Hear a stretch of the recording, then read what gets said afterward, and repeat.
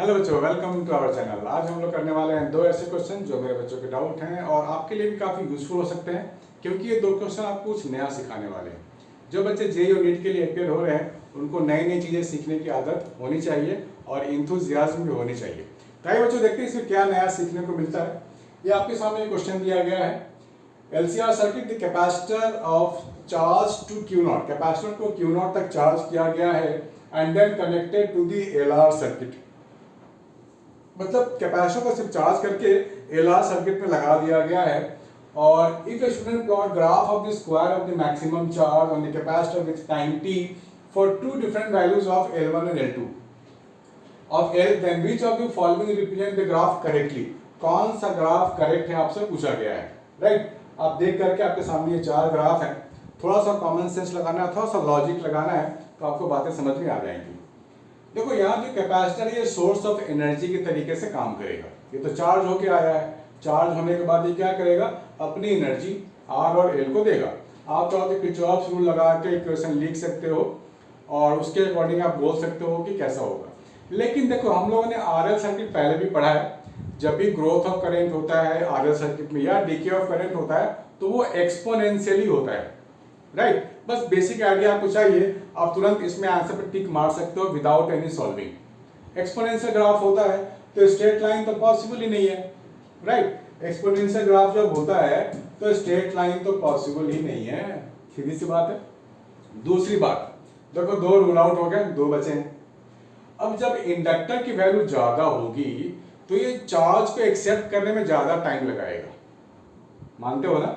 जब इंडक्टर की वैल्यू बढ़ेगी तो कैपेसिटर तो भाई चार्ज हो क्या है, तो चार्ज देना चाहेगा, भाई मेरा चार्ज तुम ले लो।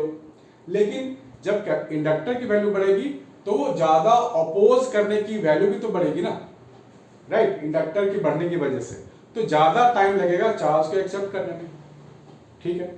अब आप इन दोनों में एक काम करो, एक लाइन, स्ट्रेट लाइन ऐसे ड्रॉ करो, इधर भी और ऐसे इधर। तो यहां पर कॉरेस्पॉन्डिंग एक टाइम मिला आपको, इसके कॉरेस्पॉन्डिंग भी एक टाइम मिला आपको। L की वैल्यू ज्यादा तो चार्ज को डिस्चार्ज होने में टाइम ज्यादा लगेगा, तो L2 के लिए टाइम कम है और L1 के लिए टाइम ज्यादा है। दिख रहा है ना आपको ग्राफ में? तो होनी भी चाहिए। यहां पर देख लो, यहां पर L1 के लिए टाइम कम है, L2 के लिए टाइम ज्यादा लग रहा है। ये तो रॉन्ग हो गया ना, क्योंकि L1 की वैल्यू तो ज्यादा है। L1 की वैल्यू ज्यादा होगी तो वो चार्ज को एक्सेप्ट करने में डिले करेगा, यानी कि this graph is the best way to answer. यहां पर L2 की वैल्यू कम है तो टाइम कम ले रहा है, L1 की वैल्यू ज्यादा है तो टाइम ज्यादा लेगा, ठीक है ना?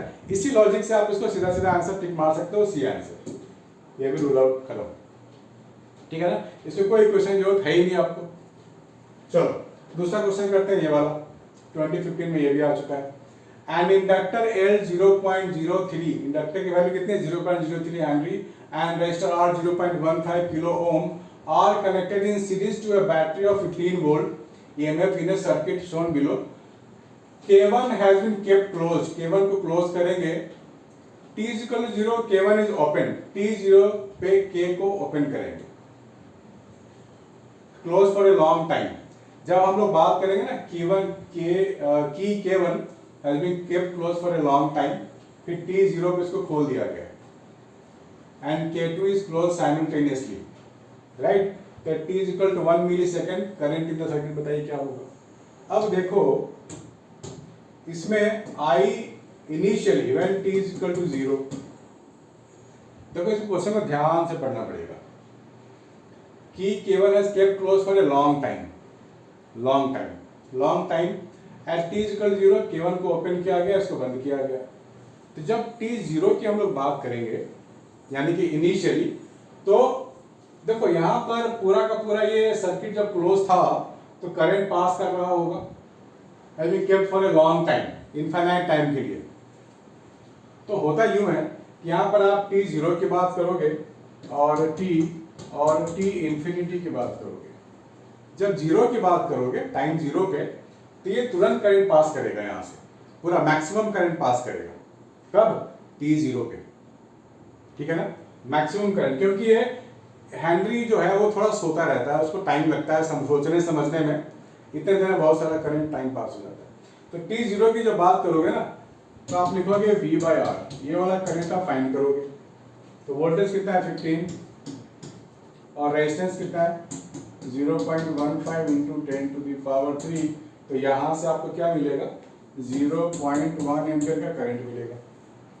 टी इन्फिनिटी बहुत सारे टाइम के बाद अब ये जग चुका है, हेनरी जो जग चुका है ना इंडक्टर करंट को पास ही नहीं करने देगा। टी इन्फिनिटी पे क्या होगा, टी इनफाइनाइट में करंट जीरो हो जाएगा, करंट जाने ही नहीं देगा भाई, डायरेक्ट करंट है, डीसी है ना।